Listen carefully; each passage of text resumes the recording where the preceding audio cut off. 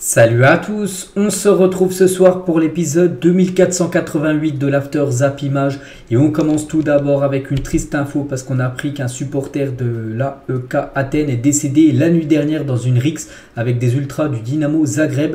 Le jeune homme de 22 ans a été poignardé, il a succombé à ses blessures à l'hôpital, a annoncé la police grecque. L'UEFA a décidé de reporter la rencontre, donc voilà, c'est fou ce qui s'est passé.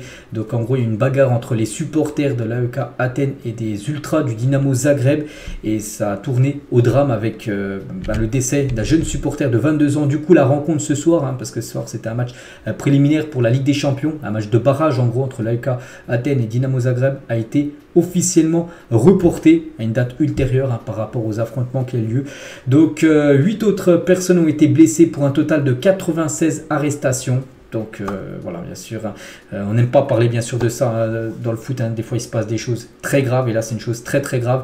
Donc on pense fort bien sûr à ce jeune supporter et on pense fort également à sa famille. On va parler cette fois-ci de l'Olympique de Marseille. Marcelino a dévoilé ce mardi le groupe de 23 joueurs retenus pour le match aller de l'OM face au Panathinaikos, prévu demain soir, comptant pour le 3e tour de qualification de la Ligue des Champions. Under est bien présent contrairement à Malinowski qui n'est pas présent dans cette liste. Ce qu'on peut voir en gros le groupe de l'OM pour ce déplacement demain en Grèce. Et on peut voir Under, Ismaïla Sarr, Aubameyang, Ndiaye, Vitinha, Muguet sont les attaquants côté marseillais. Donc voilà le groupe bien sûr pour jouer cette rencontre demain soir qui sera diffusée, n'oubliez pas, sur W9. Officiel, Gomis signe libre au Japon à Kawasaki Frontale. Voilà, nouveau club pour Gomis qui a joué dans beaucoup d'équipes. Il a joué à Saint-Etienne, Lyon, Swansea, OM, Galatasaray, Al Hilal, Galatasaray et maintenant Kawasaki Frontale, une équipe japonaise. Donc il a signé pour les 18 prochains mois, donc en gros pour un an et demi, un contrat pour lui. Donc il a 38 ans, Gomis.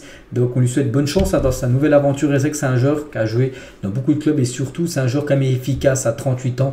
Par exemple à Al Hilal de 2018 jusqu'à 2022, l'année dernière il avait marqué 116 buts du côté de Al Hilal. Galatasaray la saison dernière 19 buts.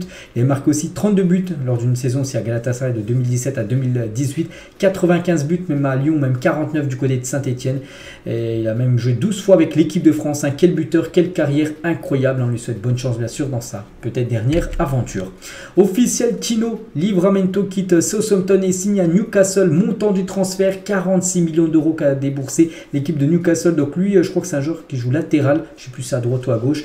Donc voilà, il quitte la Ligue 2, enfin la deuxième division, vu que Southampton qui a fini dernier en première ligue, il jouera en Championship et il signe à le côté de Newcastle. Il pourra potentiellement jouer la Ligue des Champions. Donc il a 20 ans, il est jeune. Et Livramento, donc on parle d'un transfert aux alentours des 40-46. Moi je pense que ça va être 46 millions d'euros. N'oubliez pas qu'Harvey Barnes, ça a été 44 millions d'euros que, comment dire, Newcastle a investi sur lui aussi. Tonali, 70 millions d'euros. Donc voilà pour l'instant le mercato de Newcastle. 3 beaux joueurs mais qui ont coûté très cher. L'Olympique de Marseille est en contact avancé avec Wilson Isidore. L'avancement du Lokomotiv Moscou est emballé par le projet de l'OM. Pourtant du côté de Marseille il y a quand même pas mal d'attaquants avec Aubameyang, Vitinha, il y a aussi Sarr, même Iliman Ndiaye qui peut jouer buteur et peut-être aussi Wilson Isidore serait peut-être une option pour cette équipe de Marseille.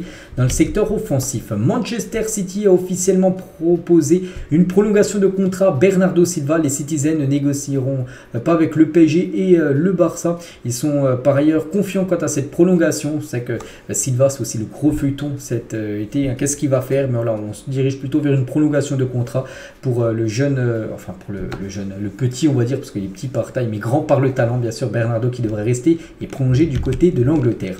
Concernant Harry Kane, le Bayern Munich devrait formuler une nouvelle offre pour Harry Kane. Ils ont déjà formulé 3 offres, 70, 80, 100 millions d'euros refusés par l'équipe de Tottenham et le Bayern ne compte pas s'arrêter. Il compte proposer une 4e offre.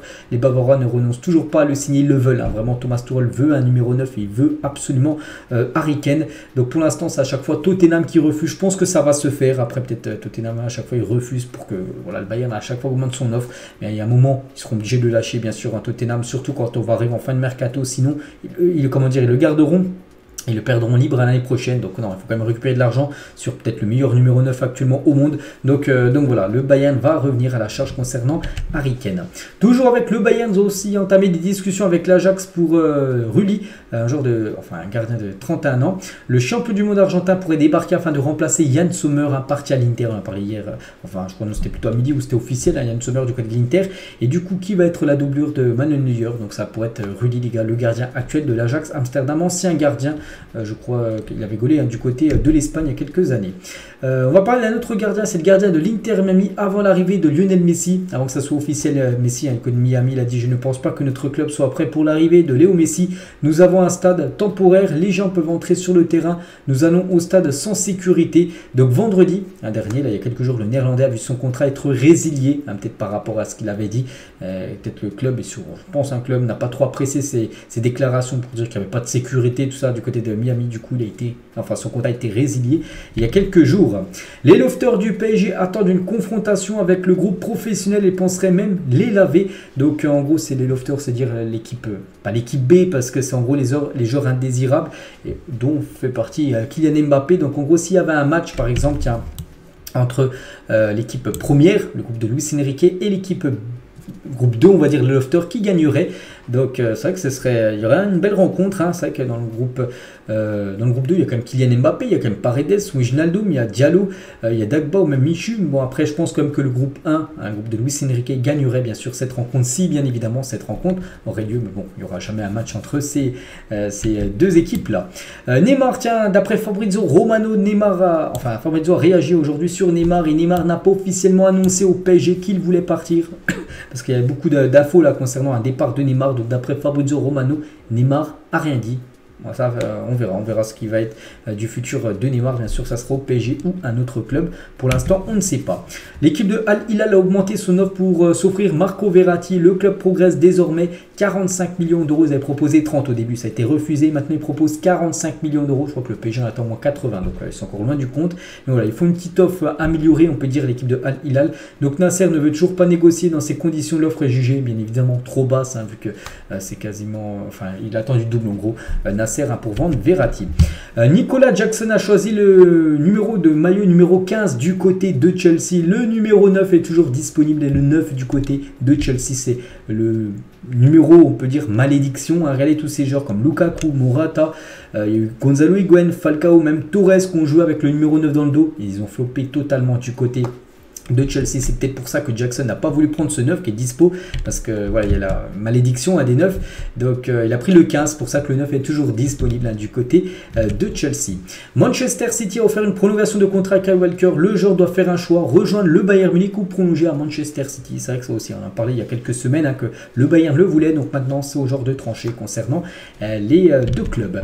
Matic veut signer à Rennes. Il a informé ce matin sa direction qu'il souhaitait rejoindre le club breton et du coup quitter l'AS Roma pour débarquer du côté de la France, du côté de la Ligue 1, que Rennes joue en Ligue 1, donc ça aussi c'est un transfert qui pourrait se faire très prochainement. Iliman Ndiaye, mon accueil a été fou à l'aéroport. Les messages que j'ai eus, c'était fou, c'est un rêve d'être accueilli comme ça dans ton club de cœur. Mes débuts au Vélodrome, j'en rêve depuis que je suis tout petit. Il a joué un match contre le Bayer à Leverkusen où il y a la défaite, c'était la semaine dernière, mais voilà, il attend bien sûr ses débuts lors d'un match officiel, et ça sera la semaine prochaine, mercredi prochain, avec la réception du Panathinaikos pour le match retour, en plus un match de Ligue des Champions, un match de 3e tour préliminaire, et là bien sûr on attend une grosse ambiance du côté du Vélodrome. Tous les arbitres de la première journée en Ligue 1, donc voilà tous les matchs, par exemple je prends au pif, tiens, PSG Lorient, ça sera Bastien de Chépi qui sera l'arbitre de la rencontre. Concernant Clément Turpin, peut-être l'arbitre français le plus connu, l'arbitre à la rencontre entre Montpellier et l'équipe du Havre. Ce maillot de l'équipe de France il y a quelques années, quand Nasri, même Benzema jouait du côté des Bleus, c'est vrai que les Bleus avaient porté pour quelques matchs ce maillot. Il y a 8 ans, jour pour jour, c'était à 8 août, donc c'était le premier match de Ligue 1 et Marseille avait perdu 1-0 contre Caen, et Bielsa annonçait sa démission de l'OM seulement un match après, quelques minutes à la fin de la rencontre. Avec cette défaite, il avait annoncé tout simplement qu'il démissionnait de son poste d'entraîneur. Et on finit avec Varane qui est inquiet pour la santé des joueurs suite au temps additionnel rallongé en première ligue, parce que je l'ai dit que temps additionnel pourrait monter à plus de 10-15 minutes. Ça sera un peu comme la Coupe du Monde du côté de l'appel pour récupérer tout le temps perdu lors des rencontres. Donc il a dit, de la part des managers et des joueurs, nous partageons nos inquiétudes depuis de nombreuses années maintenant, qu'il y a trop de matchs, que le calendrier est surchargé et qu'il a un niveau dangereux pour le bien-être physique et mental des joueurs. Malgré nos commentaires précédents, ils ont maintenant recommandé pour la saison prochaine des matchs plus longs. J'ai dit avec ce temps additionnel plus long.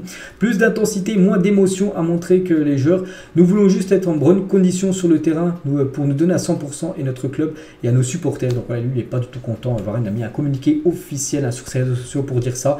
Bon après voilà, il est quand même footballeur, on va pas non plus plaindre. Il y a beaucoup de boulots qui sont beaucoup plus compliqués que le boulot de footballeur. C'est vrai que tu joues tous les 3 jours, mais bon, on pense quand même que c'est un privilégié par rapport à beaucoup de personnes, Varane, même tous les autres footballeurs, parce que je pense être footballeur, il y en a beaucoup. C'est vrai que les matchs sont tous les 3 jours, mais bon, là c'est comme ça. Sinon, tu n'es plus footballeur et tu fais un autre métier. Donc après, on peut comprendre bien sûr aussi qu'il ne soit pas content.